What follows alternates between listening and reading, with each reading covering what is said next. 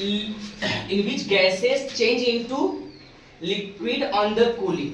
Condensation उस process को कहते हैं जिसमें आपके गैसेस जो है ना वो ठंडे होने पे लिक्विड में बदल जाते हैं। थोड़ा सा कॉम्प्लिकेटेड टॉपिक है, उसे कंडेंसेशन कहते हैं। देखिए आप डेफिनेशन से तो इस टॉपिक को समझ नहीं सकते। डेफिनेशन वैसे मैं बता रहा हूं, the process in which gases change into liquid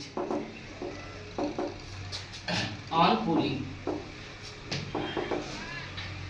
ये प्रोसेस क्या है? कंडेंसेशन। ऐसा प्रोसेस जिसमें क्या होता है, जो गैसेस होता है, आपको अभी तो आपने पढ़ा है क्या कि लिक्विड गैसेस में चेंज होता है, लेकिन कंडेंसेशन में जस्ट इसका उल्टा है। क्या होता है कि गैसेस बदल जाते हैं लिक्विड में ठंडा करने पे। इस प्रोसेस को क्या कहते हैं? कंडेंसेशन। इसका एग्जांपल आपने बहुत सारे देखे होंगे। सुनो, आप कभी फ्रिज से बॉटल निकालिए, एकदम ठंडा बॉटल आप निकालिए, आप देखते हैं कि जब हम बॉटल बाहर रखते हैं तो उस बॉटल के ऊपर क्या होता है, इस प्रकार की छोटी छोटी बूंदें आ जाती है। आप ग्लास में डालिए, ग्लास के चारों ओर आप बूंदें ऑब्जर्व करेंगे। एक्चुअली में वो कंडेंसेशन के कारण होता है। क्यों? क्योंकि देखो गैस तो चारों तरफ है, पूरे एटमॉस्फेयर में गैस फैला हुआ है, तो जैसे ही जब वो जैसे ग्लास के अगल बगल के जो गैसेस हैं, जैसे ही आप पानी एकदम कूल है, जैसे ही वो गैस ठंडा हो गया क्या हो जाएंगे, कंडेंसेट हो जाएंगे, और जैसे ही कंडेंसेट हो जाएंगे वो ड्रॉप्स की रूप ले लेंगे।